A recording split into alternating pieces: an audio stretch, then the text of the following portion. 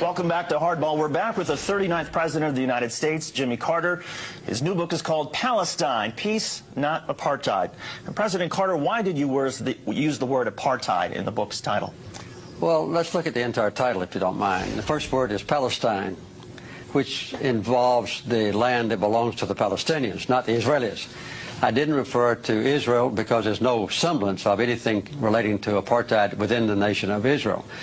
And I also emphasized the word not, that is peace and not apartheid. That's what I hope to accomplish with this book, is some move toward that goal.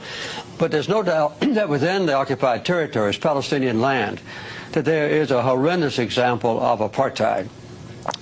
The occupation of Palestinian land, the confiscation of that land that doesn't belong to Israel, the building of settlements on it, the colonization of that land, and then the connection of those isolated but multiple settlements, more than 200 of them, with each other by highways on which Palestinians can't travel, and quite often where Palestinians cannot even cross. So the persecution of the Palestinians now under the occupied territories, under the occupation forces, is one of the worst examples of human rights deprivation that I know. And I think even worse, though, than a place like Rwanda? Yes, I think, yes. You mean now? Yes. I think the impression now of the Israelis, of the Palestinians by the Israelis, is worse than a situation in Africa like the oppression of Rwandans and the Civil War. I'm not going back into ancient history about Rwanda, but right now, the persecution of the Palestinians is one of the worst examples of human rights abuse I know, because the Palestinians... When you're talking about right now, you're not talking about, say, I'm not talking about ancient history, no. Well, Rwanda wasn't ancient history, it was just a few years ago. You can talk about Rwanda if you want to. I want to talk about Palestine.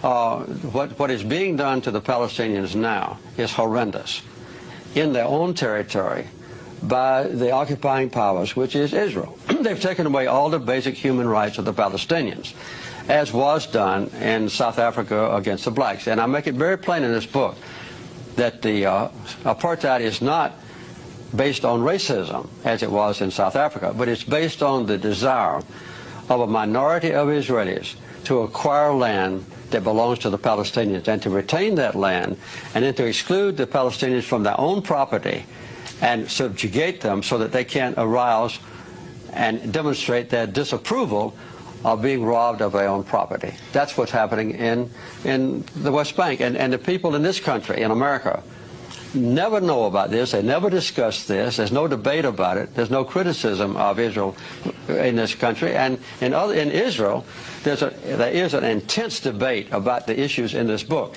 In this country, no. I agree. I mean, I wish we had that sort of debate that they're having in Israel. I wish we had that in the United States. But give us a sort of sense, how much of the responsibility for the conflict, the Israeli-Palestinian conflict, do you think belongs to the Israelis for their tactics like seizing land and occupying territory that didn't belong to them? How much of it is the responsibility of the Palestinians for their suicide terror attacks and their bombings within Israel proper?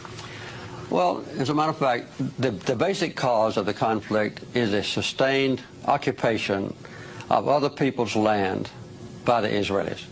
And this is a direct violation of United Nations resolutions. It's a direct violation of the International Quartet's roadmap. It's a direct violation of the commitments that leaders of Israel have made in the past at Camp David when I was president and in Oslo, promising that Israel would withdraw from occupied territories. They have failed to do so. In response to that, and I'm not excusing them, there have been acts of violence. As a matter of fact, though, Hamas, the #1 accused persons of violence, have not committed an act of suicide bombing that caused an Israeli life now since August of 2004. And I hope that they won't do that anymore. Other participants of the Palestinian society, smaller ones, have committed some atrocities. But the loss of life in the entire occupied territories has been horrendous and has been